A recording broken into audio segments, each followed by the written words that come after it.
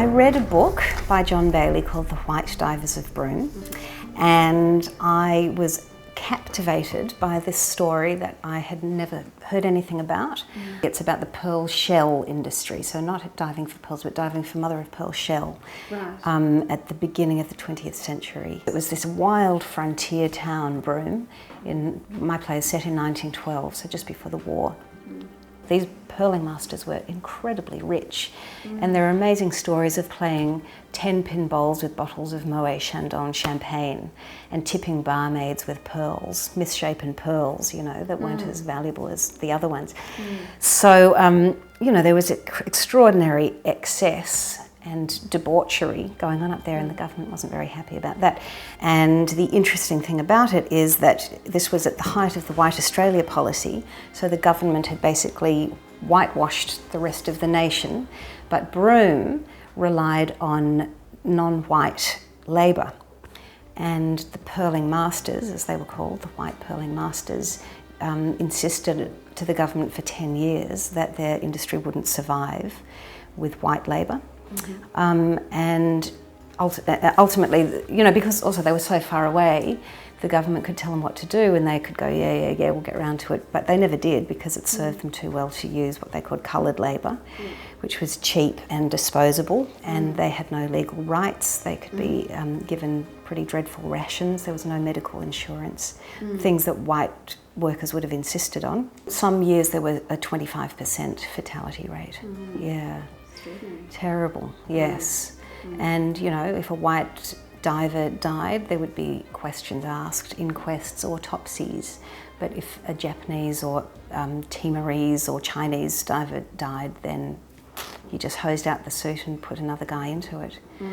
So I was really fascinated by the kind of brutality and greed in that story, and the interesting political situation where, you know, at first you start reading the book and you go, gosh, look at these white pearling masters who were the only ones to stand up to this racist government and insist on keeping their workers. But then you turn a few pages and you realise why they wanted to keep their workers. You know, these pearlers used to go out on hunting parties with guns and blackbird Aboriginals from the desert and make them come and dive. They'd never even seen anything bigger than a billabong before, and they were forced, women, pregnant women, children, old people. I mean, horrifying stories, and that, to them, you know, that was what you did for sport. So this was before they were using Asian crews. Yes. So basically what happened was there was shell at first, you know, ankle deep on the beaches, and they would get Aboriginal people to pick all that shell up and collect it for them. And then that all got depleted, so they started sending them into the shallows, and that was eventually depleted, so they sent them out deeper and they made them dive off dinghies. And they would be forced to bring up a handful of sand to prove that they'd actually been to the bottom.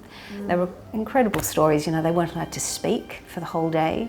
If they put their fingers up on the side to get a breath of air, they were whacked with paddles. I mean, it was the most brutal and shameful aspect of our history, I think, and it's just nobody knows about it. So, you know, for that reason alone, I think it's important to talk about this story. 2 tugs, stay where you are. 3 tugs, put me further down. 4 tugs, you in trouble. That's right. What's interesting too is the government finally said no more messing around, you have to employ white labour. So they were forced to bring over 11 white men from the British Navy, and it not only, they posed a threat not only to the white pearling masters but also to the Asian divers and boat hands and workers, because all of these guys would be deported, and they were all from very impoverished, you know, tiny Asian fishing villages basically, and rice paddies, and even though it was a exploitative business, they were doing much better here than they were at home.